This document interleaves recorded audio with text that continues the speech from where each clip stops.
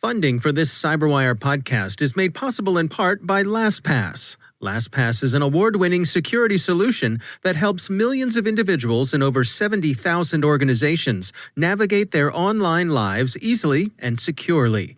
Businesses can maximize productivity while still maintaining effortless, strong security with LastPass. LastPass can minimize risk and give your IT team a breakthrough integrated single sign-on, password management, and multi-factor authentication solution.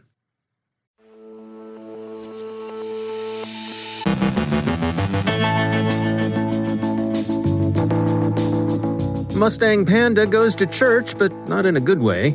Hoods are trying to spoof the FBI with bureau-themed domains, dodgy routers, and suspect smart doorbells. A quick look at the incoming U.S. administration from a cybersecurity point of view. Someone's allegedly swapping iPads for concealed carry permits. Say it ain't so, Santa Clara County. DHS investigates Windows help desk scammers. Ben Yelin on a Massachusetts ballot initiative involving connected cars. Our guest is Larry Roshfeld from AffirmLogic on the pros and cons of a Treasury Department advisory that could put companies who facilitate ransomware payments in legal jeopardy, and some more advice about safe shopping during the holidays.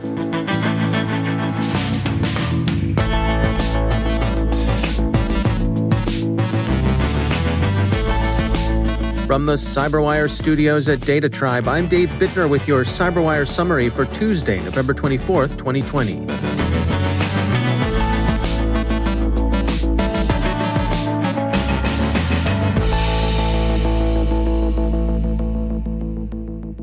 Researchers at Proofpoint have detected a resurgence of Mustang Panda activity. The Chinese intelligence service threat actor has long been active against ethnic and religious minorities. Its current campaign, which features an upgraded PlugX malware loader written in Golang, is directed against Chinese Catholics. Cyberscoop notes that the group is using spoofed email headers purporting to belong to Catholic journalists as part of its fish bait. Mustang Panda's present efforts represent a resumption of targeting Recorded Future called out in July. The FBI yesterday warned of another trend in spoofing, this one open to a range of unattributed actors, both state-directed and straightforwardly criminal, phony domains recently registered that can give the inattentive the impression that they're visiting a bureau site. The FBI's real, one and only domain is fbi.gov, not .com, .org, and so on. Nor does the Bureau use prefixes like Agencia FBI or suffixes, as in FBI Australia, within its domain.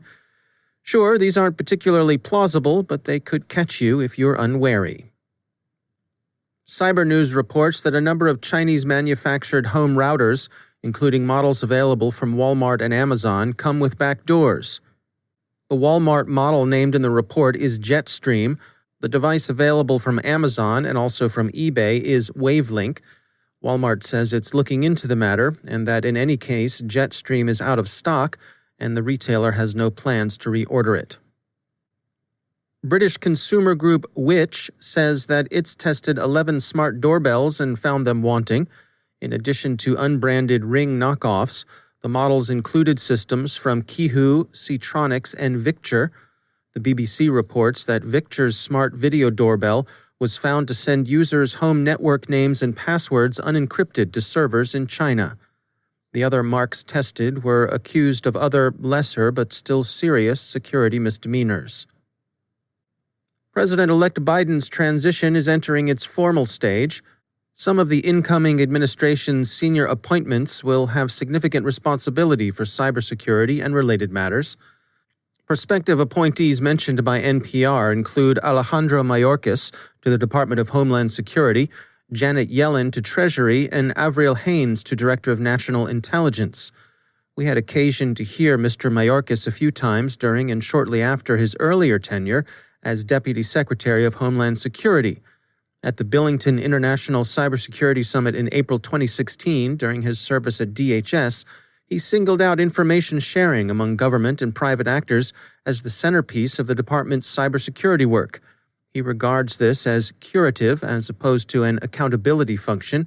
He also expressed the opinion that such sharing should go on internationally as well as domestically, and that it should include the private sector, where companies should generally follow what he took to be the good example of the financial and utility sectors, where businesses don't all compete on security, and where they generally held that the cure of one should be the cure for all. A couple of notes on the long arm of the law, one positive, the other sort of a downer. Let's take the downer first, and it comes from Silicon Valley. 3 people have been indicted in Santa Clara County on bribery charges. They include 2 members of the Sheriff's Department, Under Sheriff Rick Sung and Captain James Jensen, who are accused of soliciting a bribe, and the head of security at Apple, Thomas Moyer, who's alleged to have offered the sheriff's office 200 iPads in exchange for 4 concealed carry permits. The Wall Street Journal says that Moyer and Sung have denied any wrongdoing. Mr. Jensen's attorney declined to comment, and that Apple representatives have said that, yes, Apple was interested in donating iPads to the county sheriff's training facility, and that, yes, Apple did request concealed carry permits, but that there's no connection whatsoever between the two. But who knew that Apple was packing around Cupertino? Allegedly.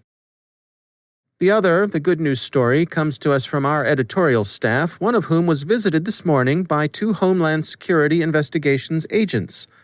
They were at the staffer's door, not as you might expect to take him or her away in irons, but rather to follow up on a complaint he or she had made to the DHS online hotline about Windows Help Desk support scam calls he or she had been receiving.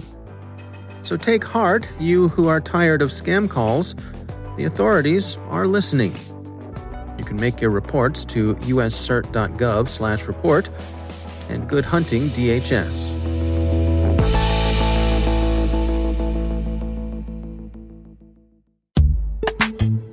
It's time to take a moment to tell you about our sponsor, Tanium.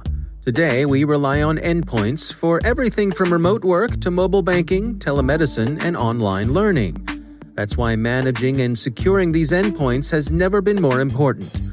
Tanium provides endpoint management and security built for the world's most demanding IT environments, providing real-time visibility, comprehensive control, and rapid response for endpoints across distributed operations. That's why all 6 branches of the U.S. Armed Forces and half of the Fortune 100 trust Tanium to secure and manage their IT operations. Want to try it for yourself? Visit Tanium.com/CyberWire to get a 14-day free trial of Tanium as a service. That's Tanium.com/CyberWire. And we thank Tanium for sponsoring our show.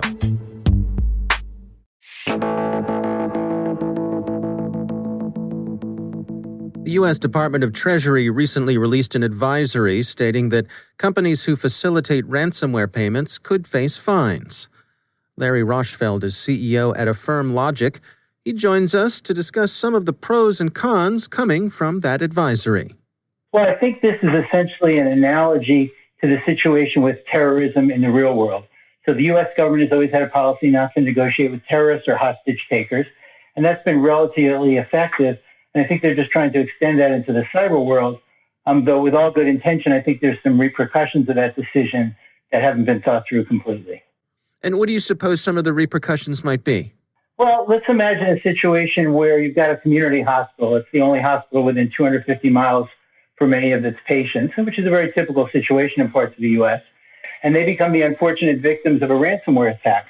If they don't have the appropriate IT systems in place to be able to recover, you're putting them in a very difficult position because basically, if they pay the fine so that they can recover their ability to function as a hospital, then they're at risk of being shut down by the government because a fine could put them out of business. If they don't pay the ransom, then they've been shut down by the terrorists. So they're kind of in between in a situation where, with all good intention, the government may have repercussions to their decisions that they never intended in the first place. Have we been at this long enough to be able to track the difference between companies who are transparent and putting out information to their constituents, throughout the process, and folks who keep everything closer to their vest? In terms of, is one likely to have a better outcome than the other? It's a great question. The challenge is you don't necessarily know the people who are doing such a good job that it doesn't become public at all. So it's hard to measure because, there is the philosophy that says sunshine's the best disinfectant. You should disclose anything that happens. On the other hand, are there organizations who have disclosed absolutely nothing and have therefore become safer because no one knows that they were having a problem? Now, the issue may be that they're violating even outside the U.S. regulations like GDPR. So they may be taking a risk, but it becomes a business risk of, well, do I disclose, which I'm required to do, and potentially have a huge catastrophic problems, or do I not disclose and take my chances of government fines later? And so depending on kind of the impact, I think a lot of business people will make a decision essentially weighing out what the risk is versus the reward. I wonder too if there were a strict prohibition on it, from the government. I mean, would that almost, there are situations where that could be helpful to the organizations to be able to say, well, our hands are tied. We're simply not allowed to pay the ransom. It could be, to a certain degree. It resolves one problem, but it doesn't resolve the other, right? So, you're basically saying to let's use that hospital example. You're saying to your patients, hey, there's nothing I can do about this. I'm not allowed to prevent this. But then the patients could say, well, wait a second, why didn't you do something in the first place? I'm never going to trust you people again. I'm not going to go to you. I'm going to tell my friends not to go to you. So the end result may be that their reputation is protected because they can say it's not my fault. The government made me do this. But effectively, if your client base, patient base disappears, or if your physicians say, hey, we don't want to work here because what's next, what's going to come out next? My malpractice history or my other information? And so there's a perception issue in addition to the reality issue. That's Larry Roshfeld from AffirmLogic.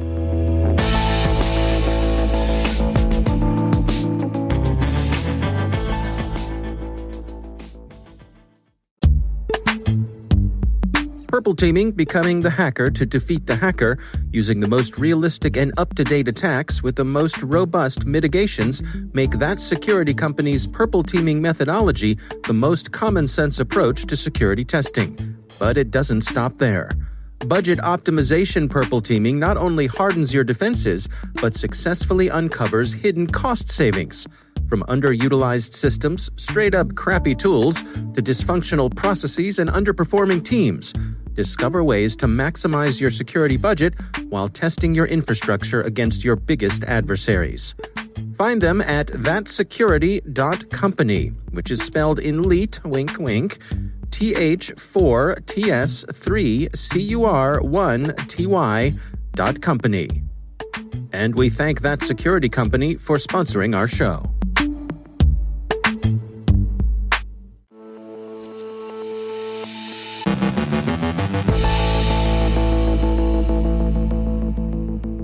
And joining me once again is Ben Yelin. He's from the University of Maryland Center for Health and Homeland Security and also my co-host over on the Caveat podcast. Hello, Ben. Hello, Dave. Interesting article. This is from the folks over at Ars Technica. This one's written by Jonathan M. Gitlin, and it's titled, Connected Cars Must Be Open to Third Parties, Say Massachusetts Voters. Looks like we got a ballot initiative that passed up in Massachusetts, huh, Ben? Yeah, so Massachusetts back in the early 2010s, long time ago, passed what's called a right to repair law.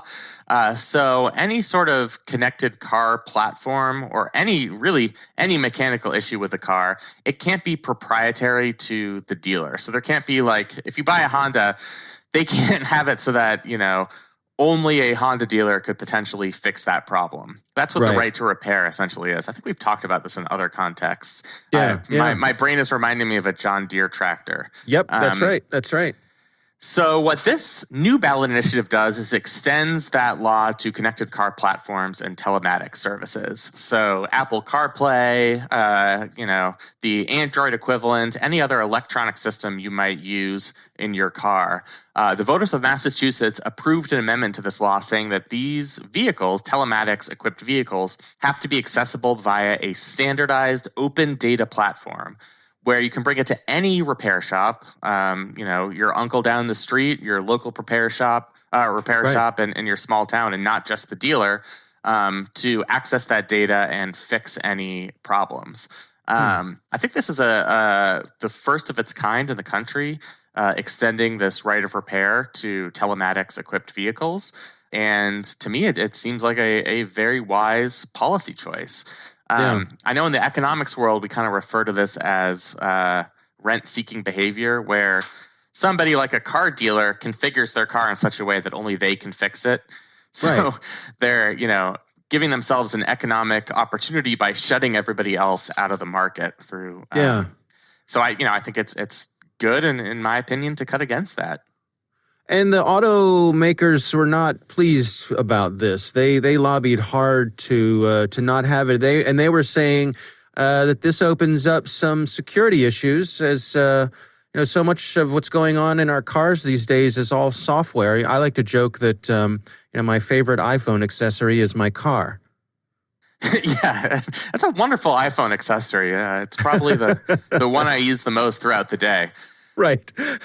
Yeah, I mean, I think there's certainly justified skepticism at what the car companies would say here, because their dealers are going to end up losing out on a lot of money that's now going to be going to third-party mechanics. So, there's certainly a reason to be skeptical. I don't know exactly the merits of the security concerns with the software. I don't know how legitimate they are and how much risk would be presented by allowing third parties to fix those glitches. Mm-hmm. So it's certainly a legitimate concern, but I think we have to kind of cast a skeptical eye on it, considering that, they are looking out for their bottom line here. And one of the ways that car dealers make money is luring their customers back in to use them for mechanic services. Right. That's why they say, your first oil change is free. Next time you come in, we'll give you a free box of donuts. They make a lot of money through that. So, we have to look at what they're saying with a bit of a skeptical eye here. No doubt. The service centers at auto dealers are a huge profit center for them. I suppose part of what's going on here is you have companies like Tesla, who I think led the way in this notion of doing software updates over the air, of indeed adding capabilities to the vehicle remotely via software upgrades. And I think we're seeing other manufacturers follow suit as the more and more cars come to you with internet connectivity built in. And I suppose I could see the car manufacturers saying, hey, it's gonna add complexity. It's going to add expense for us to do this. I guess that's an argument that's not without merit. But to your point, there's the other side of this is it's not fair to consumers to be locked in. Right, exactly. I think the car companies would have to make a pretty compelling argument to convince me that there are real security issues at play here. Just because, in all other contexts, we trust third-party mechanics to fix things in a million different circumstances. Mm-hmm. If my, MacBook Air got broken, I could bring it back to the Apple Store and go to the Genius Bar, or I could bring it somewhere else and somebody else could fix it. Right, and this has broad implications as well, I suppose, because the car manufacturers aren't going to come up with special models just to be sold in Massachusetts. They're going to build this into probably everything they sell in North America. Right. We see this very frequently with state laws. We've talked about it in the context of the California Consumer Privacy Act, where you can end up setting the standard for the whole country because, as you say, these car dealers aren't going to manufacture Massachusetts-only cars. That's probably one of the reasons why they fought this ballot initiative so hard, is this is going to add some level of cost to their production for all domestic vehicles. So I think this really might set the new standard once this comes into place for the 2022 model year. Although I remember as a kid growing up and watching The Price is Right when they give away cars, and I always wondered, what were California emissions? Oh, yes. Now you know. You must have been sick a lot to watch that many episodes of The Price is Right to have that memorized. Yeah, I was a game show aficionado. Yeah. Look where it led me. All right. Ben Yelin, thanks so much for joining us. Thank you.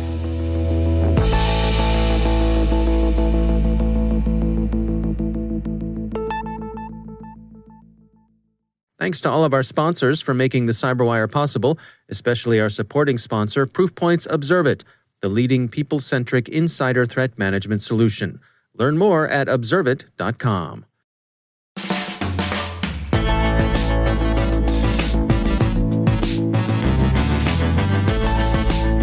And that's the CyberWire. For links to all of today's stories, check out our daily briefing at thecyberwire.com.